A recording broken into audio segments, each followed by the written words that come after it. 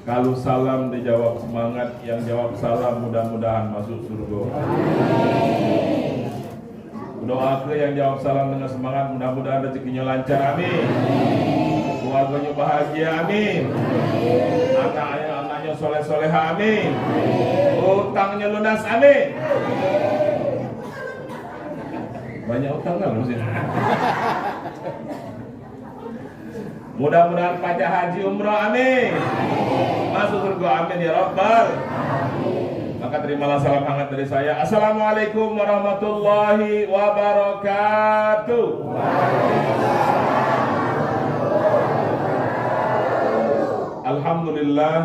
Alhamdulillahilladzi hadana li hada wa ma kunna linahtadiya laula an hadanallah. Asyhadu an la ilaha illallah wahdahu la syarikalah al-malikul haqqul mubin wa asyhadu anna Muhammadan abduhu wa rasuluh shadiqul wa'dil amin. Allahumma fasholli wa sallim wa barik ala hadzal nabiyil karim sayyidina Muhammadin wa ala alihi wa sahbihi ajma'in wa man tabi'ahum bi ihsan ila yaumiddin wa alaina ma'ahum bi rahmatika ya arhamar rahimin. Wa qala ta'ala fil Qur'anil karim a'udzu billahi minasyaitonir rajim. Subhanaka la ilma lana illa ma 'allamtana innaka antal alimul hakim. Wa qala rabbi shrah li sadri wa yassir li amri wahlul 'uqdatam min lisani yafqahu qawli, amma ba'd. Yang terhormat pengurus Masjid Al-Muslim yang dirahmati Allah Subhanahu wa taala, yang akan disebutkan satu persatu, termasuk panitia, bapak-bapak, ibu-ibu yang sudah bekerja keras untuk terselenggaranya peringatan Maulid Nabi besar Muhammad SAW pada hari ini. Mudah-mudahan Allah mengajar keringat dan kerja kerasnya dengan pahala dan surga di sisinya. Amin. Ya Rabbal. Yang kami hormati para alim ulama, para tokoh agama, para kiai, para asatidz wal asatidzah, para ustaz, para guru, kaum cendekia, sepuh bini sepuh, tokoh masyarakat, ketua RT, ketua RW, tokoh pemuda, tokoh PMP, tokoh yang namanya kami sebutkan satu persatu. Alhamdulillah di sini juga ada sahabat seperjuangan saya, Pak Haji Sajidin Qasim, yang di tahun ini berangkat bareng haji. Alhamdulillah di 2024 ini masih hangat, masih 2 bulan nih Pak. Mudah-mudahan haji seluruh jamaah yang berangkat tahun ini diterima Allah Subhanahu wa taala haji mabrur, amin. Dan semua yang mengaminkan juga pada berangkat haji amin ya Rabbal. Mari kita memuji Allah dengan sebaik-baik pujian, dengan mana pujian itu akan mendatangkan rahmat, taufik dan hidayah. Subhanallah walhamdulillah wala ilaha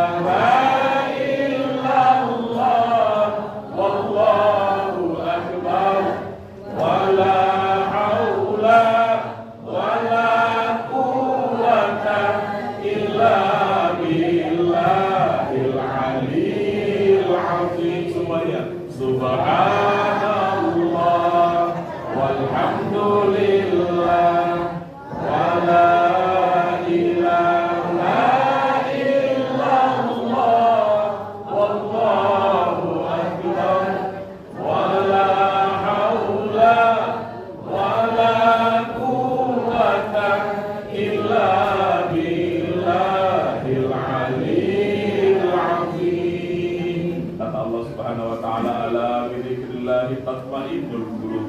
Hanya dengan menyebut namaku, mengingat aku, hati menjadi tenang.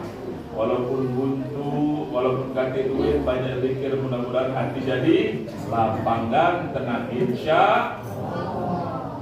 Yang kedua, mari kita bersolawat dan memberikan salam kepada junjungan kita, pemimpin agung kita, baginda Rasulullah Muhammad sallallahu alaihi wasallam.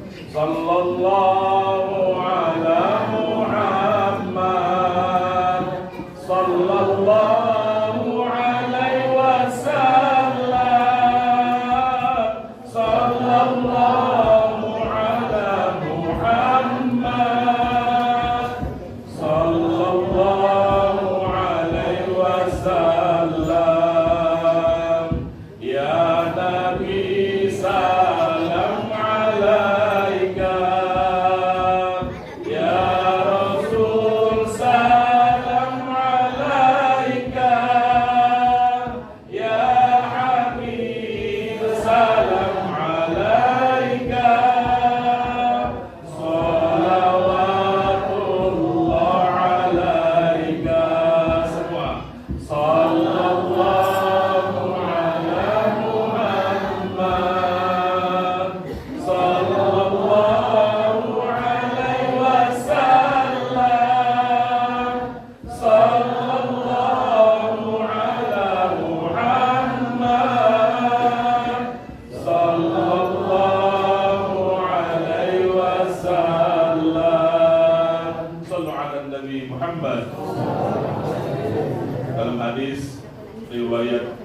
Imam Abu Daud dikatakan, barang siapa yang bersolawat kepadaku, maka Allah perkenankanku dikembalikan kepadaku untuk menjawab salam dan solawatnya.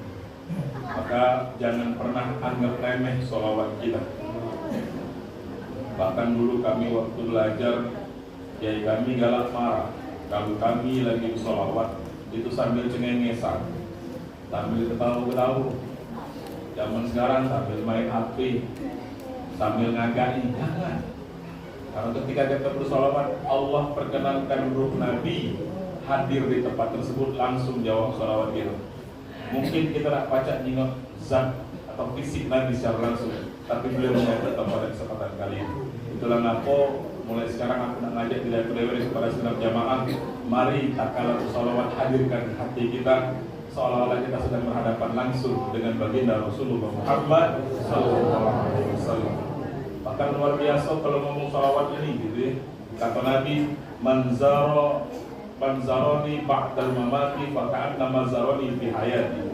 Barang siapa yang menziarahi aku ketika aku telah wafat, sama seperti mereka menziarahi aku, menemui aku ketika aku masih hidup. Inilah keuntungan orang yang sudah pernah berangkat haji dan umroh. Mereka bisa langsung berziarah ke makam Rasulullah SAW, walaupun tidak pacak ketemu Nabi langsung, tapi dengan menziarahinya di Masjid Nabawi, langsung bersolawat di depan makamnya, seolah-olah kita langsung ketemu dengan baginda Rasulullah Muhammad SAW. Di hadis yang lain, man zara qabri wajabat lahu syafaati, rawahu Hakim. Kata Nabi, barang siapa yang berziarah ke kuburku, ke makamku, maka wajib baginya untuk mendapatkan syafaatku kelak di yaumil qiyamah. Bagi yang belum berangkat haji dan umroh, semoga Allah mampukan, amin. Tapi tidak cukup dengan amin, daftar.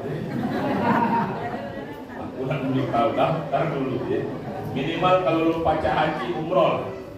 Mudah-mudahan Allah mampukan kita pada langsung salawat kepada Rasulullah Muhammad sallallahu alaihi wasallam.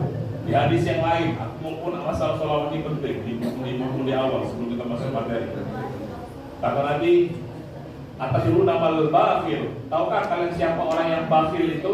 Bu.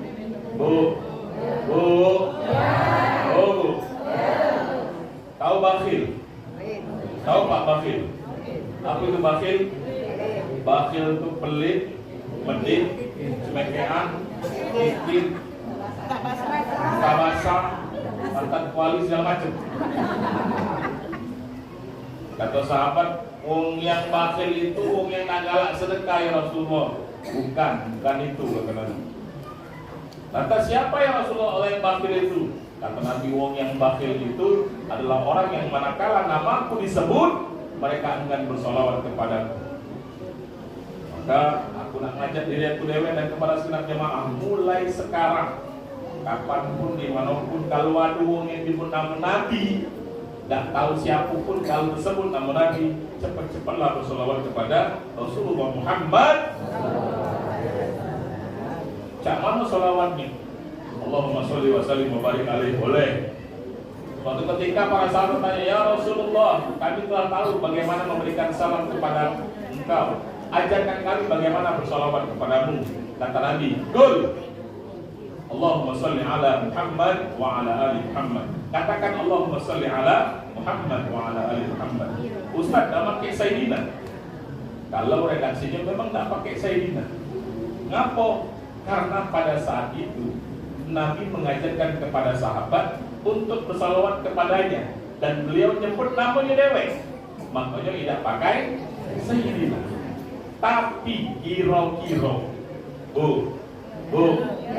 Pak, kira-kira pantas tak kita nyebut nama manusia spesial yang sempurna ini dengan langsung nyebut namanya kira-kira, tanpa mengurangi rasa hormat dengan para pejabat publik kita baik. Tidak usah jauh-jauh. Pak RT kita panggil minimal Pak, betul lah? Pak RW, Pak Lurah, bahkan Presiden, Pak Presiden, betul? Jangan coba-coba kamu lagi lewat Pak Jokowi, Jokowi, tangkap pampas kamu. nyebut nama tidak boleh. Karena apa? Itu adalah sebuah kehormatan dari bangsa ini. Tidak boleh basi-basi. Dengan manusia biasa lain, kita begitu memberikan penghormatan, apalagi kepada manusia yang menjadi asbab kita bisa masuk surga dengan syafaat. Pantas tak kira-kira kita dengan mengucapkan Allahumma sholli ala Muhammad wa ala ali Muhammad. Itulah ngapa sahabat yang pertama, khalifah yang pertama yaitu Abu Bakar As-Siddiq. Beliau sejak beliau masuk Islam, beliau tak pernah lagi nyebut nama Nabi itu dengan ungkapan namanya. Padahal selisih umurnya cuma setahun atau 2 tahun, seumuran dengan Nabi. Beliau selalu memanggil Nabi mengucapkan ya Sayyidi. Kenapa? Nabi pernah bersabda, Ana Sayyidu Abul Bashar Yaumal Qiyamah. Aku adalah pemimpin manusia di hari kiamat. Maka beliau selalu menjawabkan Allahumma sholli ala Sayyidina Muhammad. Tak berani dia menyebut nama Nabi. Tapi beda dengan Umar bin Khattab khalifah yang kedua.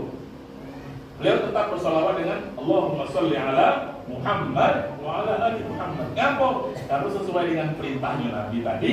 Kata Nabi, "Qul Allahumma sholli ala Muhammad wa ala ali Muhammad." Jadi yang benar mana Ustaz? Dua-duanya benar. Yang salah yang tidak sholawat. Ini yang cemekean, pelit, tawasa dan lain sebagainya. Maka minta tolong mulai sekarang rajinlah bersolawat, hadirkan hati kita ke tempat ketika sedang bersolawat kepada Rasulullah Sallallahu Alaihi. Hadirin rahimakumullah, itu baru pengantar. Berbicara tentang Maulid Nabi, ini berbicara tentang sosok yang begitu kita cintai, yang menjadi asbab Allah Subhanahu wa taala menciptakan alam semesta ini. Hadirin rahimakumullah, tak kala Allah akan menciptakan alam semesta ini, yang pertama kali Allah ciptakan adalah Nur Muhammad sallallahu alaihi wasallam. Jauh ketika fisik wongnya belum ada, nurnya sudah Allah ciptakan terlebih dahulu. Dan dari nur ini Allah jadikan segala alam semesta berikut isinya, termasuk kita di dalamnya. Kalaulah bukan karena Nur Muhammad sallallahu alaihi wasallam yang bercinta ini, tak ada alam semesta ini termasuk kita. Maka sudah sepatutnya kita merasa bahagia, kita merasa senang, kita merasa gembira atas kelahiran Rasulullah Muhammad. Mohon maaf, aku kalah sedih, masih ada yang ngaku ke Maulid itu bid'ah. Dikit-dikit bid'ah. Nabi tidak pernah maulidan. Para sahabat tidak pernah maulid. Panjang kalau ngomong kemarin. Aku kalah ketemu ngomongin dengan ngomong cah itu. Kamu tahu tidak arti maulid itu apa? Maulid ulang tahun itu lah macam-macam. Baru belajar sikok 2 kitab, baru ketemu sikok 2 ustaz, lah ngaku ke maulid itu ulang tahun. Ngomongin lama di KPI bawahnya. Nah, betul. Galak. Basik nih ngomong maulid itu adalah ulang tahun. Bukan. Maulid itu, biar kita tahu galau-galau, maulid itu adalah waktu kelahiran seseorang. Jadi waktunya disebut dengan maulid. Kemudian ada namanya maulud. Maulud itu apa? Maulud adalah anak yang dilahirkan pada saat waktu tersebut. Kalau kita sandarkan dengan Nabi, maka maulid Nabi artinya waktu kelahiran Nabi Muhammad Sallallahu Alaihi Wasallam. Kalau maulud Nabi artinya bayi kecil Nabi yang baru lahir pada saat di tanggal tersebut. Maka kalau kita ngomong ke maulid itu bid'ah, berarti kita sudah membid'ahkan kelahiran Nabi Muhammad Sallallahu Alaihi Wasallam. Tak boleh, justru inilah pelaku bid'ah yang sesungguhnya. Maka hadirin rahimakumullah, aku pengen tegaskan, jangan sampai dari segi definisi baik kita masih banyak yang keliru, tidak tahu apa itu maulid Rasulullah Muhammad Sallallahu Alaihi Wasallam. Dan luar biasa, ya, bagi mereka yang bahagia dengan lahirnya Nabi, ya, ini mendapatkan keistimewaan yang luar biasa. Tidak usah jauh-jauh. Ibu, Bu, Pak, oh Pak, tahu Abu Lahab? Tahu Abu Lahab? Tahu dari mana? Dari cerita, benar? Kunjung tahu, Abu Lahab itu adalah paman kandung Nabi. Dia ini kakak kandung bapaknya Nabi, Abdullah bin Abdul Muttalib. waktu dapat kabar ada iparnya yang bernama Siti Aminah hamil, dan secara prediksi anak yang akan dilahirkan laki-laki, senengnya minta ampun. Ngapa? Si Abu Lahab belum punya ponaan lanang. Maka Abu Lahab ngomong sama budak perempuan yang bernama Suwaibah, ya Suwaibah, tolong kau jaga baik-baik ada iparku itu selama dalam masa kehamilannya sampai dia melahirkan. Kalau ada perlu apa-apa, tolong kau penuhi. Kalau kurang, minta sama aku, akan aku penuhi segala kebutuhan. Karena ini ponakan kesayanganku. Betapa sayang beliau kepada Nabi Sallallahu Alaihi Wasallam. Bahkan ketika Aminah melahirkan Nabi Sallallahu Alaihi Wasallam di waktu tanggal 12 Rabiul Awal hari Senin di tahun Gajah, beliau melakukan beberapa amalan yang luar biasa. Pertama, beliau memerdekakan budaknya bernama Suwaibah yang menyatu Siti Aminah ini. Kata beliau, wahai Suwaibah, mulai hari ini engkau aku merdekakan jadi manusia yang merdeka, manusia yang tidak terikat dengan perbudakan lagi. Senang luar biasa Suwaibah. Jadi payahnya selama 9 bulan nyagoi emaknya Nabi, berbuah apa? Dia dimerdekakan. Bukan cuma itu, apa yang dilakukan oleh Abu Lahab? Beliau bersedekah dengan menyembelih 100 ekor kambing. Bu, 100 ekor kambing. Kira-kira berapa duit lagi? Kok kambing berapa? Anggap 2 juta, yang murah ya. Kali 100, 200 juta. Terbeli mobil sikok. Saking apa? Saking seneng ponakannya lah. Biasa diipu, diurusin ya. Tapi sayang, ketika Nabi sudah dewasa, bahkan diangkat menjadi Nabi dan Rasul, justru beliaulah menjadi manusia yang pertama menentang dakwahnya Rasulullah Muhammad SAW. Tahu ngapa dia menentang dakwah Nabi? Gengsi. Karena apa? Gengsi. Jadi dia dak kado, aku mamang meloi ponakan. Budak kemarin sore yang aku seneng aku sayang, kok tiba-tiba nak ngajari aku. Tahu siapa? Uji kita orang Lembang. Gara-gara itulah beliau justru malah memusuhi Rasulullah Muhammad SAW. Dan beliau itu akhir hayatnya sangat menyedihkan. Bahkan kata Nabi itulah di yaumil kiamah, ketika beliau diazab di neraka, di setiap hari Seninnya azabnya diringankan, bahkan dihentikan. Karena apa? Karena beliau bahagia, bangga dengan lahirnya Rasulullah Muhammad Sallallahu Alaihi Wasallam. Bayangkan, wong yang jadi musuh Nabi, benci Nabi luar biasa, tapi masih dapat keringanan azab. Karena apa? Karena bahagia, senang dengan lahirnya Nabi. Ini ada orang yang ngaku umat Nabi, ngaku melok pengajian, ngaku ke maulid itu bid'ah. Kau nak masuk neraka mana? Kalau sampaikan dengan Abu Lahab, antaklah kau. Ini mohon maaf, aku perlu tegaskan di sini. Kalaupun Anda tidak merayakan maulid, silahkan. Tapi jangan larang kita yang mencintai Nabi dengan memperingati maulid Nabi besar Muhammad Sallallahu Alaihi Wasallam. Kalau kita tidak tahu siapa amal yang paling utama, betul? Aku kita, aku dia yang masuk surga. Wallahu a'lam bishawab. Lana a'maluna walakum a'malakum. Untuk kau amal kau, untuk aku amal aku. Itu tengok siapa yang paling terbaik di sisi Allah Subhanahu wa taala. Insyaallah. Selanjutnya hadir rahimahumullah, kita juga hadir di maulid ini untuk sama-sama kembali sedikit-sedikit buka sejarah kehidupan Nabi yang luar biasa. Nabi ini hebatnya, kenapa beliau sebagai seorang Nabi layak dijadikan sebagai panutan dan contoh. Ya, karena apa? Karena beliau ini spesial. Dikatakan dalam kitab Maulid, beliau itu basyarun la kal basyari. Beliau itu manusia, tapi bukan seperti manusia biasa. Manusia, tapi bukan seperti manusia biasa. Fisiknya manusia cepat kita, tapi bukan seperti kita. Contoh, Nabi itu berkeringat. Ya, Bu. Bu. Oh, Bu. Nabi itu berkeringat. Tapi keringat Nabi itu harum, bau kasturi. Siti Aisyah, istri Nabi tercinta, kalau Nabi balik dakwah sampai rumah, beliau ngambil anduk, dilap keringat Nabi, dicium. Bahkan kalau banyak, diperes, dimasuk ke dalam gelong kecil, jadi minyak wangi. Itu keringat Nabi. Keringat kita.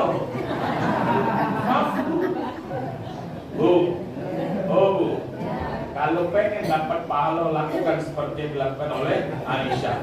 Laki balik begawe, apalagi lagi mau habis macul, nah mantap keringat macul galau, bahas ini bah, minyak misik, minyak kasturi, tepok galau, cium mampu apa kira-kira. Walaupun tak lemah, sabar, itulah surga bagi seorang perempuan. Kalau taat dengan suami, Masya Allah, luar biasa. Berkeringat tapi keringatnya harum, bukan cak gitu. Dikatakan dalam riwayat itu kalau ada lalat di keringat Nabi itu kresek. Dan di tempat itu keringat malah jadi sarang lalat. Itu dengan Nabi. Maka sampai ada yang mengatakan kita dengan Nabi itu bedanya sedikit. Kita dengan Nabi bedanya sedikit. Apa bedanya? Nabi itu sedikit tidur, itu sedikit-sedikit tidur. Nabi itu sedikit makan, itu sedikit-sedikit. Nabi itu sedikit-sedikit sholat, kita sedikit. Nyebut dewek kan? Makanya beda kita dengan Nabi sedikit. Maka hadirin rahimakumullah, ini manusia yang luar biasa yang selalu harus jadi motivasi buat kita. Karena beliau manusia, wajar beliau kita jadikan sebagai idola. Bayangin kalau di malaikat, tidak baca gitu. Karena beda makhluk. Karena sama-sama manusia baca kita tiru. Apa yang bisa kita tiru dari Nabi? Akhlaknya, kemuliaannya, pribadinya yang luar biasa. Contoh, ada beberapa akhlak Nabi yang ini harus jadi motivasi buat kita. Yang pertama, Nabi itu adalah pribadi yang sangat penyayang. Sangat apa, Bu? Sangat apa, Pak? Penyayang luar biasa. Bukan cuma baik dengan manusia, bahkan dengan hewan dan lain sebagainya. Beliau sayangnya luar biasa. Sebagai contoh sayangnya Nabi itu luar biasa ketika beliau berdakwah ke Taif. Kalau yang sudah haji umroh pasti tahu Taif. Pak Haji tahu Pak Haji? Taif itu kurang lebih 2 jam perjalanan kalau pakai bus. Kalau zaman dulu sekitar 2 hari naik unta. Dan di sanalah ibu susu Nabi itu berasal dari suku Taif yang ada di Taif sana. Harapan Nabi dengan datang menemui ibu susunya berdakwah di sana, mudah-mudahan dakwah Nabi di Mekah yang selama 13 tahun ditolak bisa diterima oleh penduduk Taif. Tapi sayang 1000 sayang. Sampai di sana dakwahnya bukan diterima, malah ditolak habis-habisan. Bukan cuma itu, Nabi dikatui, bahkan sampai kurang ajarnya penduduk Taif, ngambil batu, ngambil kotoran dilempar kepada Nabi, sampai kaki Nabi berdarah, sampai kepala Nabi berdarah. Kotor baju Nabi gara-gara kotoran hewan yang dilemparkan ke tubuhnya. Alhamdulillah ini manusia yang paling mulia, diperlakukan kurang ajar oleh penduduk Taif. Nabi kalau di Jerman itu lari, Nabi sampai keluar kota Taif dan nyender di salah satu gunung. Pada saat itu malaikat Jibril sama malaikat penjaga gunung ngomong kepada Nabi, "Ya Rasulullah, ya Muhammad, angkat tanganmu, mintalah kepada Allah akan aku cabut bukit ini dan aku lemparkan kepada penduduk Taif yang kurang ajar itu." Marah malaikat, marah Jibril. Kenapa marah? Manusia istimewa ini diperlakukan kurang ajar. Apa kata Nabi? Jangan Jibril, jangan. Sungguh mereka yang tidak tahu. Jangan azab mereka. Kata Nabi, aku tidaklah diutus kecuali untuk mendatangkan rahmat bagi manusia Allah. Sudah disakiti baik, masih ngomong macam itu. Kata Nabi, izinkan aku berdoa kepada Allah. Allahumma hdi qaumi fa innahum la ya'lamun. Kata Nabi, indah dan doanya. Ya Allah, berikanlah petunjuk hidayah kepada kaumku ini karena mereka tidak mengetahui. Bayangkan dengan umum yang sudah mabit video sampai lupa-lupa masih doa ke dapat hidayah. Ini luar biasa Nabi. Coba kalau gitu, contoh aku anggaplah aku waktu pecat Nabi. Di babiti sampai berdarah. Uji malaikat Jibril. Andri kau angkat tanganmu, minta sama Allah biar penduduk Taif diazab. Abu Jiku, malaikat Jibril lanjak ke? Buat bapak seringkas untuk Taif, buat ajar. Itulah manusia kalau pecat kita beda dengan Rasulullah Muhammad SAW. Penyayang luar biasa. Wong yang jahat dengan dia malah didoai.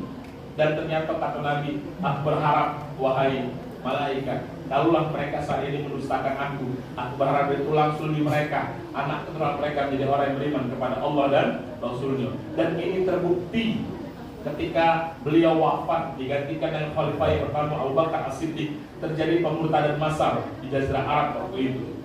Kenapa mereka murtad? Karena mereka tidak galak bayar zakat, tidak galak bayar.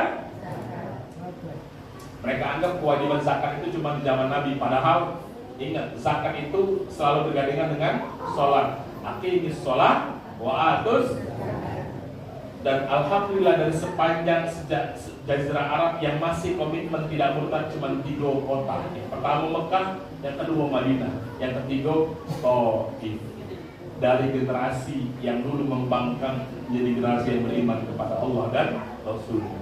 Bayangkan kalau Nabi doa jahat, maka tak katik Taif saat ini.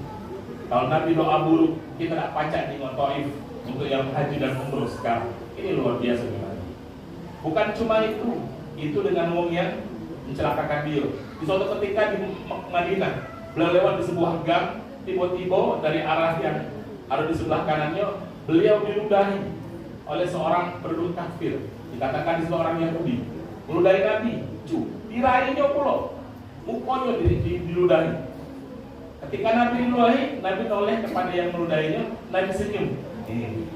Nabi tidak marah, beliau ngambil lap, dibersihkannya wajahnya itu, kemudian Nabi pergi. Hari kedua lewat lagi di tempat tersebut, diludahi lagi rainya. Nabi dingin lagi, tidak marah, balik dibersihkan mukanya. Sampai 3 hari betul-betul. Hari keempat Nabi lewat lagi di tempat tersebut. Tumben kok tak nanti yang biasa ditunggu. Sehingga selimut ke kanan, ke kiri, kemana? Yang biasa. Sahabat nanya, ya Rasulullah, kau nyari siapa? Aku nyari langganan aku. Langganan apa? Langganan yang gak ludahi aku. Nah mana wong itu? Aku nungguin ludahi. Oh yang biasa mulai kau terus, iyo. Oh Yahudi itu, iyo. Di mana dia? Dia lagi sakit kan? Sakit, iyo. Di mana sekarang? Di rumahnya. Tahu kau rumahnya? Tahu. Antar kamu ke rumahnya. Sebelum Nabi ke rumah wong itu, beliau balik sebentar ke rumah, bawa sebungkus kurma untuk dibawa membesuk wong yang sakit tadi. Sampai depan rumah diketok. Misi siapa? Muhammad. Muhammad yang mana? Muhammad yang biasa kau ludahi. Dengar nama Nabi. Dalam hati mati aku. Kak dibalas dendam kesempatan aku lagi sakit pak ini. Aku masuk kata Nabi. Dia dimpai akhirnya Nabi masuk ke dalam rumah itu. Kau sakit iya? Iya benar. Nah ini ada kurma ala kadar silakan terima.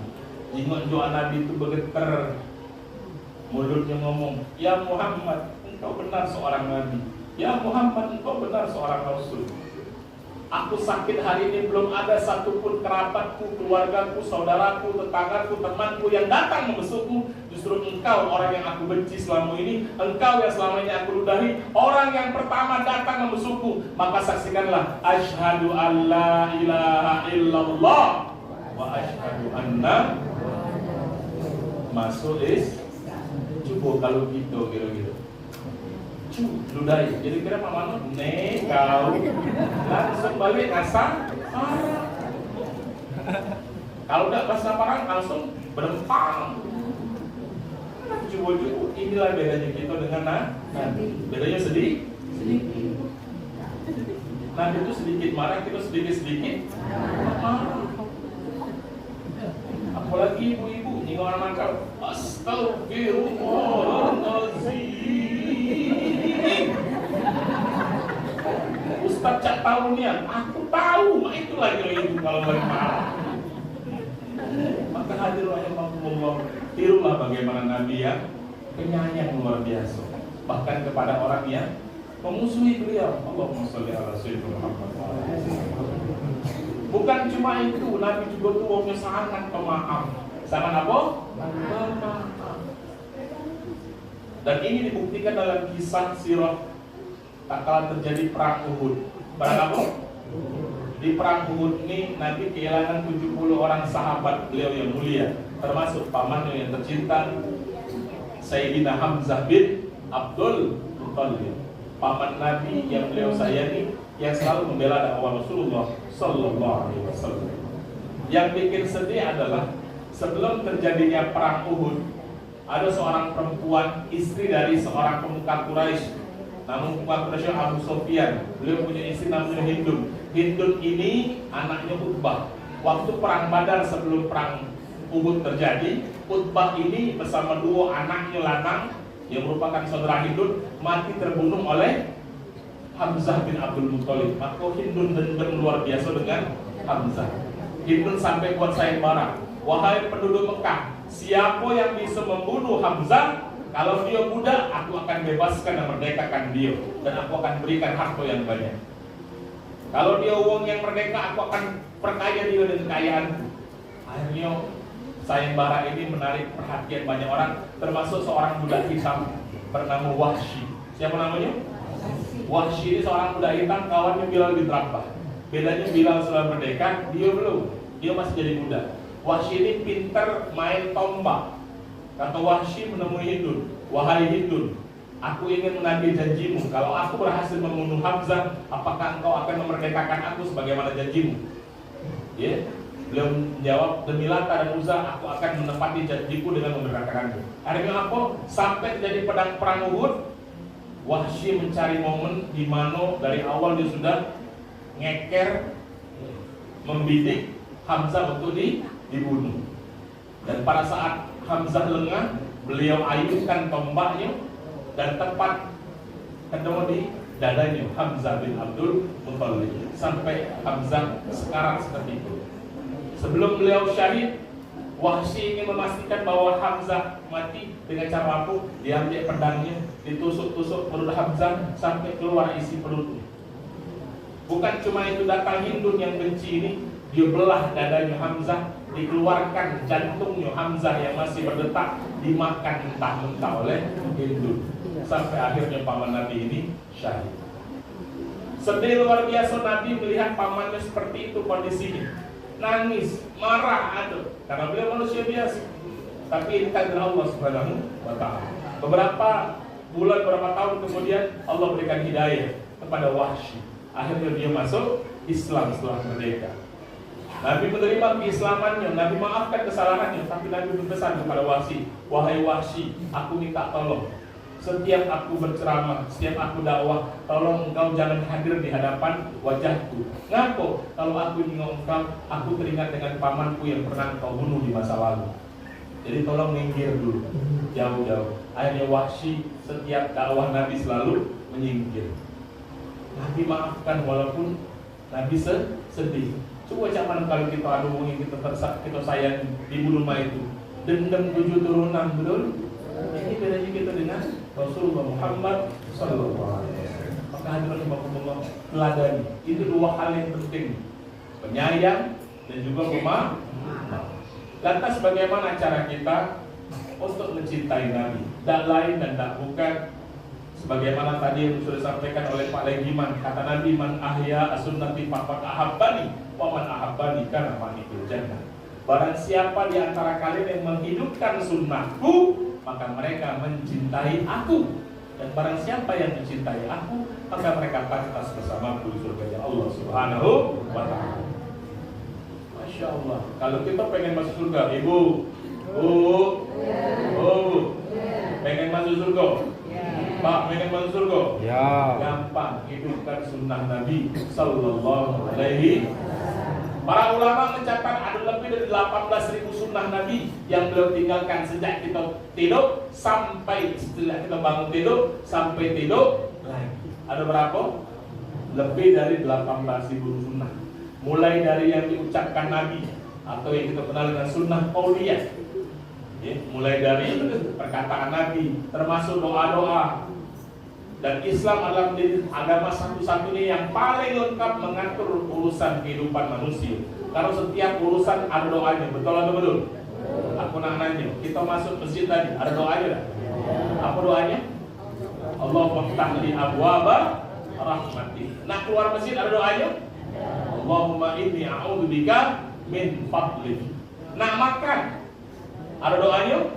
Allahumma barik lana fima razaqtana wa qina adzabannar. Setelah makan, alhamdulillahilladzi ahyana ba'dama amatana wa ilaihi. Oh, berarti masih fokus. Aku sengaja disawit, berarti masih fokus. Lalu tapi kok ini ngojam? Tenang, nggak sepanjang ini ya.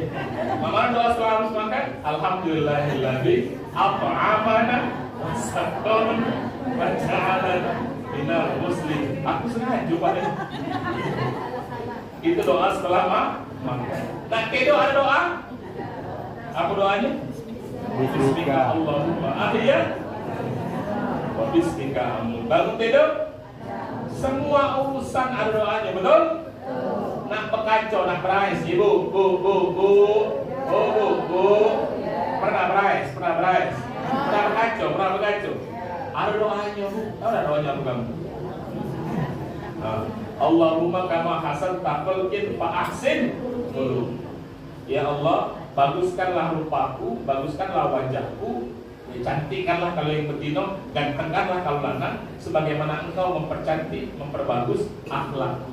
Jangan berais baik.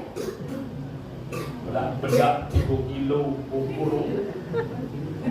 Dijual tebel pakai dulu, baca doa dulu. Bahkan mohon maaf, teko kita mohon maaf ya sudah menikah, campur suami istri be, ada doanya lah. Ini yang galak tanya kepada pengantin yang galak dulu itu. Hoi, kamu tuh yang pengantin, aku lah tahu kamu nak ngumpul kayak malu kan? Sudah, begini ayah kamu ya. Cuma aku nak nanya, Ustaz nak nanya, kamu lah hafal belum doa campur suami istri? Tahu jawabannya apa? Ini setiap aku isi ceramah mau kawinan 99% jawabnya sama. Apa jawabannya? Bismillah baik Ustaz, panjang. Utangnya udah jauh-jauh lancar dulu. Ngomong ke bismillahnya udah kate masalah, lanjut ke kate masalah. Cuma nggak sesuai sun. Ada doanya. Bahkan kata Nabi, barang siapa yang membaca doa ini, maka tak kalah istrinya hamil, janin yang dikandungnya akan Allah jaga sejak kehamilan sampai dia dewasa. Ini luar biasa. Apa doanya? Aku yakin kalau ibu bapak sini hafal ya, oh yakin. Cuma agak lupa sekarang, itu ya. Doanya gampang pendek. Kita baca sama-sama. Bismillahi. Allahumma jannibna syaitan wa jannibis syaitan ma razaqtana. Lanjut. Baru boleh lanjut. Serius aku. Kenapa? Kata Nabi kalau baca doa ini anaknya insya Allah dijaga Allah. Insya Allah dia anak soleh-soleha. Zaman sekarang banyak budak nakal, betul? Banyak budak kuman, betul? Banyak budak kurang ajar dengan orang tua, betul? Jangan-jangan waktu mak bapaknya campur dulu tidak maco. Jadi yang nakal siapa? Anaknya atau mak bapaknya kira-kira? Oh bapaknya, aku kan aku yang ngomong, kamu yang ngomong. Apa aja yang ngomong, tolong. Hal sepele, tapi berkahnya luar biasa kalau uji Pak Widodo MC tadi. Kita nggak nyari berkah, betul? Salah satu berkah aku dengan doa. Apalagi yang namanya sunnah mauliyah itu, yang zikir yang kalau kita baca itu tadi. Banyak zikir. Salah satu apa? Abdulul dzikr fa'lam annahu la ilaha illallah. Sebaik-baik seabdul dzikr adalah la ilaha illallah. Maka basahi lisan kita dengan la ilaha illallah. Bahkan di hadis yang lain kata Nabi, man akhiru kalami la ilaha illallah dakhalal jannah. Barang siapa yang akhir ucapannya, akhir kalamnya sebelum dia mati, la ilaha illallah, wajib bagi dia masuk surga. Itulah ngapuk kita disunahkan. Kalau ada keluarga kita, tetangga kita yang lagi sakaratul maut, BCK, talqin tu, lakinu mautakum, di kalimat la ilaha illallah. Talqin ke, BCK, mayit yang akan meninggal ini dengan kalimat apa? La ilaha illallah, supaya dia masuk surga. Ustaz Aman, dia sudah dekat lagi mati. Lah, mati dia dekat la ilaha, mati tidak Tuhan. Minimal Allah. Kalau sudahlah kritisnya. Tapi kalau masih ada waktu, basic la ilaha illallah, la ilaha illallah. Mudah-mudahan la ilaha illallah. Ingat, tak apa ini insyaallah masuk surga. Maka zikir ini jadi yang utama. Ada lagi zikir yang luar biasa. Kata Nabi, kalimatani khafifatani fil lisan, sakilatani fil mizan, habibatani indar rahman. Ada dua kalimat pendek yang kalau kalian baca ringan di lisan untuk diucapkan, tapi berat di timbangan mizan di yaumil qiyamah, dan sangat dicintai Ar-Rahman Allah Subhanahu wa taala. Tahu kalimatnya apa? Subhanallah wa bihamdi, subhanallahil. Kalau kita galak Yasin kan baca Subhanallah wa bihamdihi, Subhanallah wa bihamdihi, subhanallahil azim. Bahkan para ulama nambahkan dengan Subhanallah wa bihamdihi, subhanallahil astagfirullah. Itu yang paling afdal. Atau zikir yang lain. Tahukah kamu apa itu perbendaharaan harta benda yang ada di surga? Apa kata para sahabat? Apa ya Rasulullah? Katakan subhanallah walhamdulillah wala ilaha illallah wallahu akbar. Maka kita dapat harta benda yang ada di surga. Sudah kode itu tenang sahabat, ini lagi kita nanti jam 9. Ini baru sudah yang pertama Aulia, termasuk sholawat. Tadi sudah banyak kita baca sholawat tadi ya. Ini penting. Kata Nabi, aulan nas biyaumil qiyamah aktsaruhum alayya sholatan. Yang paling baik, yang paling utama, yang paling berhak mendapatkan syafaatku di hari kiamat adalah mereka yang paling banyak bersolawat kepada Nabi. Maka tolong banyak-banyak solawat selain zikir tadi. Solawatnya apa? Terserah nak pakai solawat apa baik. Yang penting solawat itu yang kita senangi. Dan yang paling penting juga solawatnya hadirkan hati. Contoh, sholatullah salamullah ala toha rasulillah, sholatullah salamullah ala yasin habibillah. Oleh itu namanya sholawat pada sallallahu ala Muhammad sallallahu alaihi wasallam. Itu namanya sholawat Jibril. Allahumma sholli sholatan kamilatan wa sallim salaman. Itu namanya sholawat nariyah. Dan lain sebagainya, silahkan baca apapun. Atau tala'al badru alaina min thaniyatil wada. Oleh terserah. Apalagi ibu-ibu sambil ngoreng iwak sholawat tuh. Tala'al badru. Jangan saya dengan sotel balik ke, jangan nak dibalik mutung nih. Min thaniyatil wada. Insyaallah iwaknya lemah, laki senang, anak cucu sehat. Ini dah kemana. Itulah lakinya bergerak ngilang. Kini dari kemana tuh lagu. Tak tolong ini sholawat.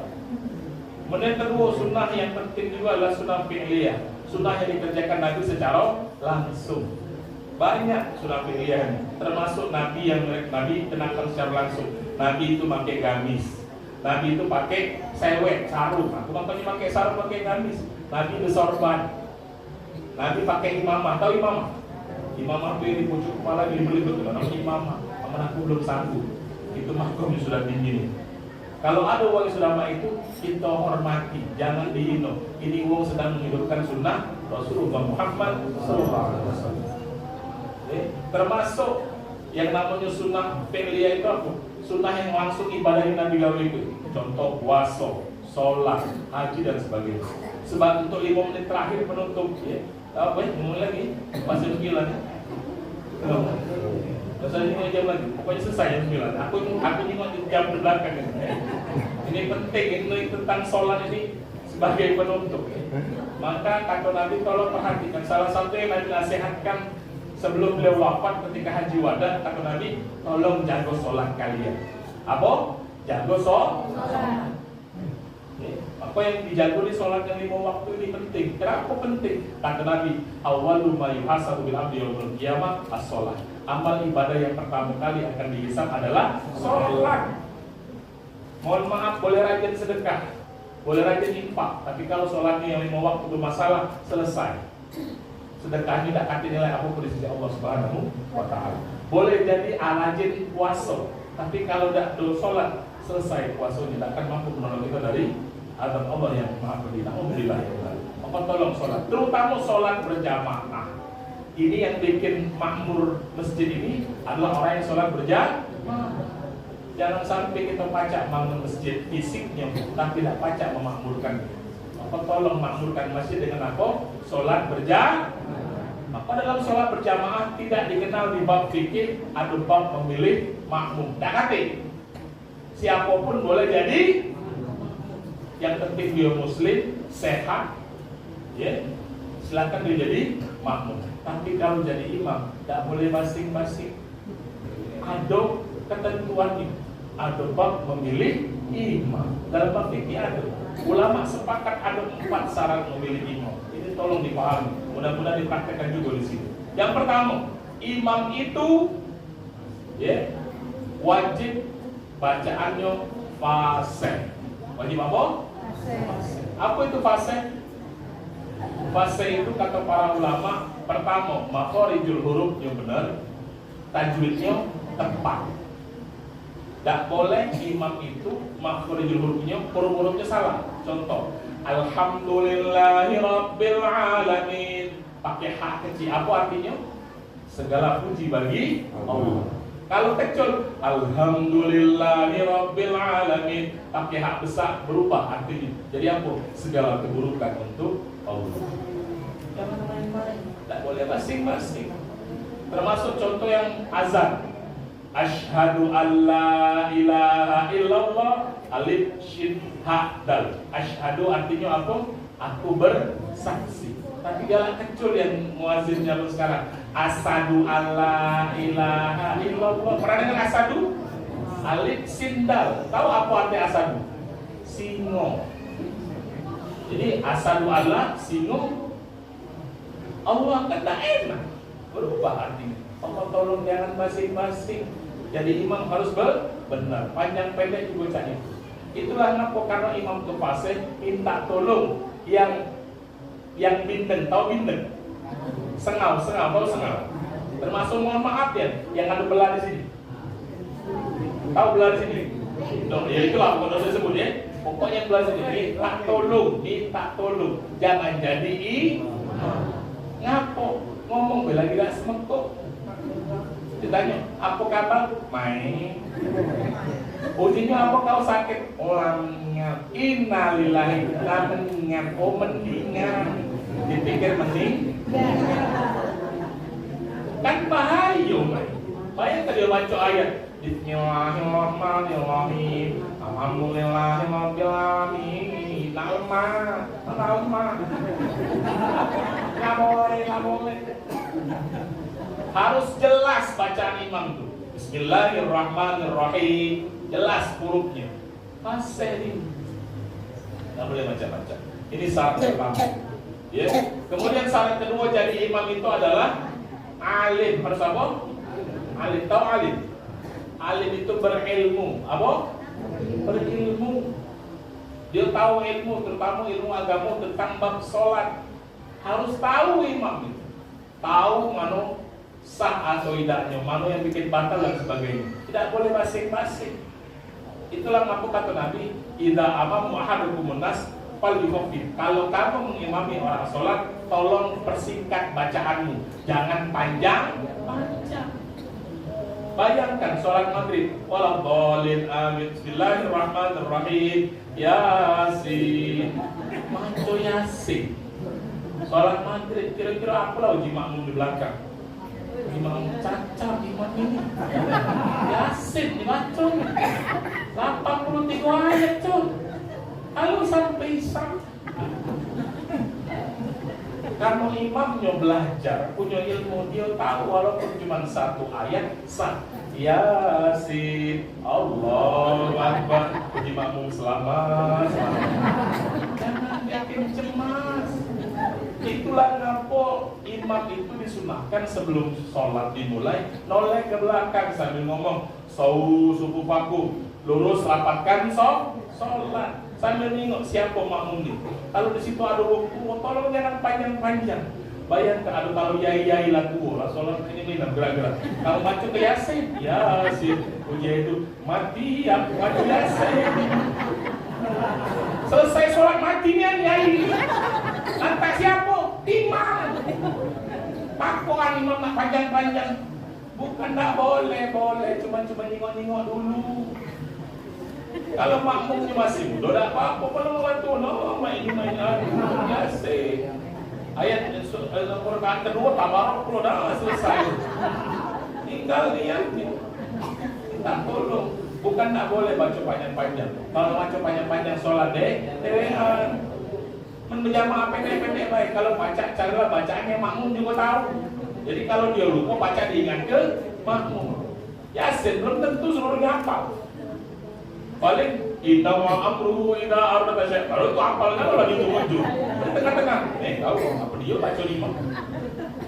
Aku kasihan makmum. Kalau imam belum selesai baca, makmum selesai, nak baca aku lagi uji makmum itu. Dia kan kreatif, aku lagi jadi baca. Rumpak depan dia, ada wong yang pakai baju, ada tulisan reuni SMA kepala sekolah. Dibacanya singkong-singkong sampai selesai. Masih belum selesai imam. Maco apa lagi lah dia gitu. Noleh ke kanan, kalender 2024. Aku minta tolong jadi imam. Bukan tak boleh. Ejo ke makmum. Jangan jadi fitnah. Itulah ngaku karena berilmu imam itu tak boleh latah. Tak boleh apa? Tahu latah? Bu. Tahu latah bu? Ayam nggak boleh. Bahaya imam kalau latah. Ini ada cerita sebagai penutup. Boleh cerita? Boleh. Yang pertama ini ada wong 4 sholat berjemaah sholat subuh. Si kau jadi imam, si kau jadi makmum. Yang imam latah. Yang makmum tidak berilmu. Jadi ketika tahiyat akhir, langsung kan macam at-tahiyatul mubarakatus dan seterusnya, betul? Tiba-tiba yang pak dari pucuk hubungan masjid tikusnya hitam otak bulat. Jangan marah yang hitam otak bulat. Ngomongin tikus bukan ngomong ibu. Harus macam at-tahiyatul, karena dia latah berubah. Tikus kesannya. Kira-kira batal lah imam ini. Batal karena tak boleh ada bacaan lain selain bacaan makmum karena berilmu salah ingatkan. Makmum pertama langsung ngomong, oh imam batal kau ngomong itu. Batal tak dia? Karena kau batal yang batal?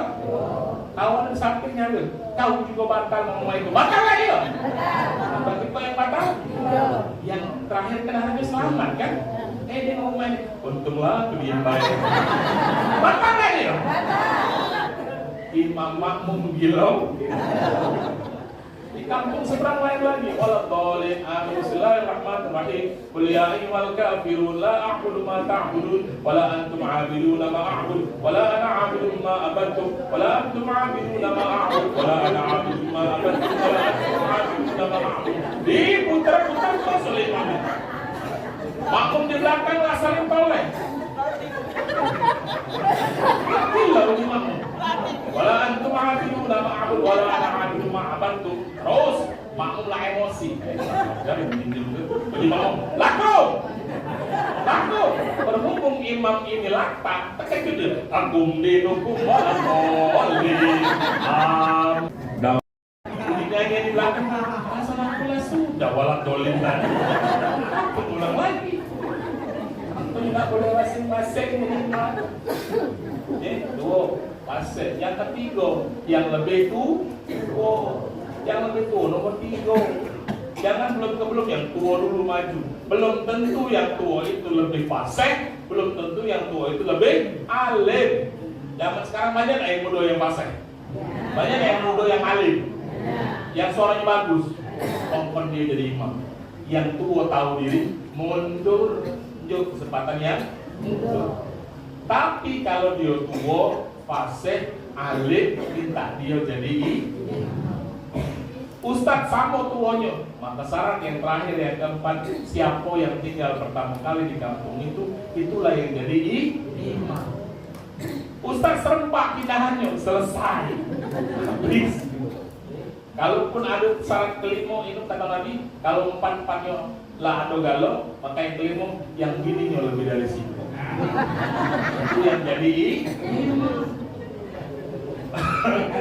Cuman terserah kamu, bukan aku yang ngajarin. Punya tahu lah, kamu luar biasa ibu, bawa apa yang punya gini lebih dari sikot tuh sabar di luar biasa. Sampai dibuat lagi, istri tua merajuk, balik ke rumah. Oh tahu galau kamu, pelaku kan. Kalau dua-duanya merajuk, balik ke masjid. Jangan kawin tiga nih. Ini hadirin yang mau ngomong. Minta tolong imam diperhatikan, jangan basi. Mudah-mudahan dengan sunnah yang kita bisa lakukan semampu kita, terutama tadi dengan zikir, sholawat, termasuk sholat, kita menjadi umat Nabi yang akan beliau syafaati kelak di yaumil qiyamah. Amin. Ya Rabbal. Amin. Jadilah itu kalau